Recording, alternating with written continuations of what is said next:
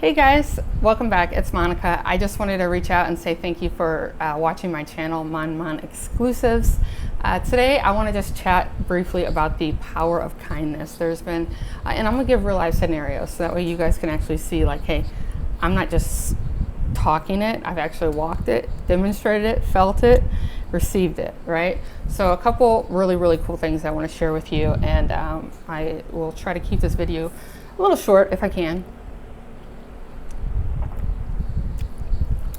So I was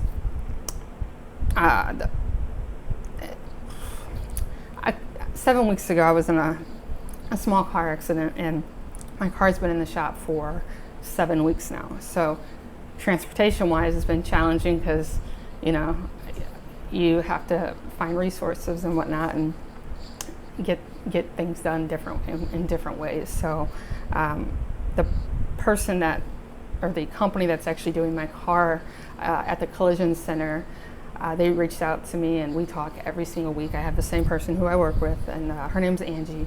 She's in Grapevine at Classic, gosh, I think it's for Classic Car Collision or something like that. But you would think I would know. Anyway, each week we're calling. She's like, Monica, we're going back and forth with the insurance company. We're trying to get it. I understand you're without a car, because without a car, unfortunately, my job requires me to have a vehicle to be able to travel to different locations, because my job, that's a requirement. That's just what I do. I go in different areas all the time. And so without that, just all of that kind of could set you back. And I don't like to share my problems or my struggles with others, because I like to keep things internal with me and just kind of process it on my own. That's just my style. But the reason I'm sharing is because I want you guys to see the bigger picture of the kindness that happened. So, when you call and you're like, hey, just want to get an update. Well, I probably call once a week, and I'm sure that I felt like maybe I was, being a little bit annoying to Angie, who's been helping me at the car collision center. And she was never ever anything but kind, and she's just very receptive to my questions and answering them for me. And we finally got a resolution. So it's just been like, she has literally went leaps and bounds out of her way to get in touch with these insurance adjusters to really just get the ball rolling, because they've been dragging their feet. Okay, so just the fact that like she made me feel valued, and she showed that she cared about me. Like, she wasn't just like, you just dropped your car off to get it serviced, we'll call you when it's done. She will leave me detailed messages like, Monica, I want to give you another update. We have this, we're still now waiting on this, and then this happened, and then now we're waiting on this. And it's just, communication has just been stellar. So that's really what I wanted to say. Thank you to Angie for that, because it's just been the world of, kindness is really taking place in the most needed time. So next thing I want to share is, going into that was, yes, I took note on my topics because I really wanted to make this an important video, was my Lyft ride. I've been lifting a lot for the last couple of weeks, and I don't know, sometimes it's like you lift and I'm like, man, I just gotta run to the store for one item, but then I'll look and I'm like, I'm gonna have to pay for a Lyft to go here, then get the items, and then I have to pay for another Lyft to come here. Like, it just, I have to really kind of say, is it worth it? Should I do this? Should I do that? And I kind of gotta say, can you live without that for right now? And then go on from there. Well, yesterday I went to a store. Lyft rider picks me up. Super kind guy. I said, hey, we just started talking in the car. He drove me to my destination. I said, all right, thank you. I said, I will be getting a Lyft here in just a few minutes. I'm gonna go in and get a few things. And he said, I gotta grab a few things too. He goes, I'll go in with you. I'll turn my Lyft off, and he goes, I'll also take you home. I won't, don't worry about it. You don't have to order you a new Lyft. So he literally like stopped at the Lyft clock or whatever, how they time you on how long you've been with a rider.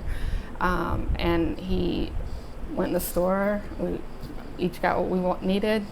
We left. He took me back home, and it was just so meaningful. So I just wanted to shout out to to that scenario alone, because that just was super meaningful. Like, he didn't have to drive me home. I was already knowing that I was going to go get another lift, but he chose to. And I just thought that that was really, really cool, you know, because I didn't have to give him a sob story or anything. He just did it just to do it, you know. So the last thing I want to share, guys, is just the other day, and these topics are kind of hard to talk about, like I said, because some of them are personal things that nobody knows I'm going through, that I am not going to share with people, at least not right now.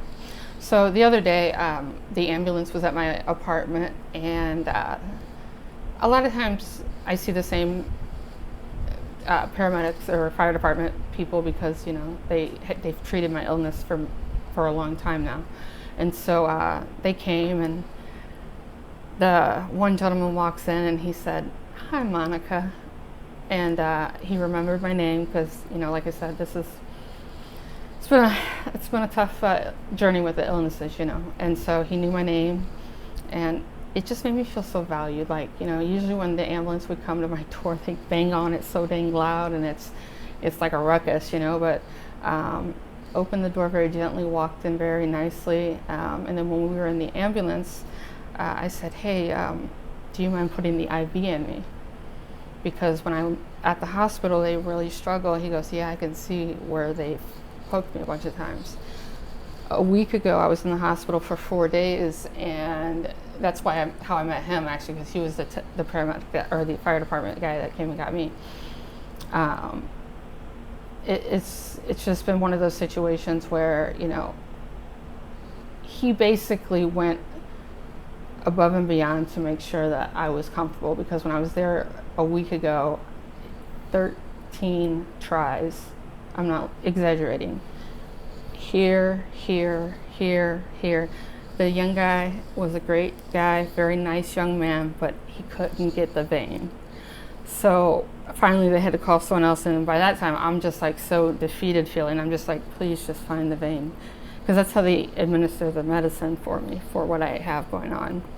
So I asked the fire department guy that was in the back of the ambulance with me if I can have him put the IV in for me, and he goes, "Sure." So he put it in, got it in on the first attempt. He goes, "You got some tough skin," because it was a little hard to get in, but nonetheless, he found the vein, he got it in.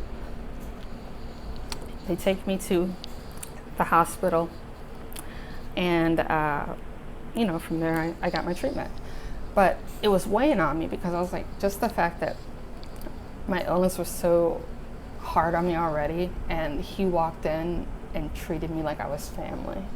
He showed so much care, he showed so much respect, and he was like, just the fact, literally, he walked in, and the first person didn't know who I was. He came in first, and then the other fire department guy comes in second. His name's Williams, Mr. Williams, or Officer Williams.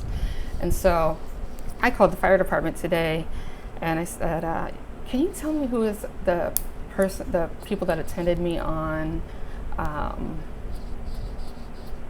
whatever, on Wednesday, or whatever day it was?" And the lady at the fire department goes, well, was everything okay? And I'm like, "Oh yeah, this is a good call." I said, I just wanted to share something.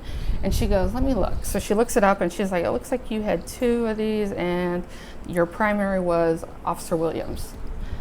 He was in the back with you." I said, "Okay." And so I was like, "He's the white guy with glasses?" Because I wanted to specifically make sure they knew that that's the person I wanted to, you know, share my kindness with. And so they're like, "Yeah, that was Officer Williams. He was your primary. He was in the back, and he was the one who was doing all your vitals and everything."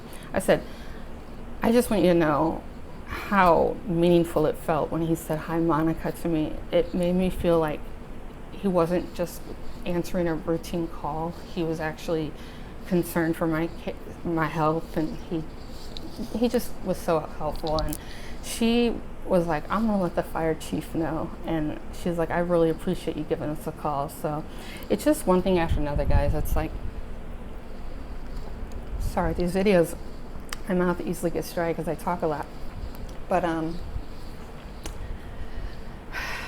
yeah, when I say that it's not easy every day to put a smile on your face, it's something that I've personally believe in. And that's why I always say to smile, because like none of you guys knew any of that previous stuff I just named. None of you guys, no one, because I didn't share with anyone.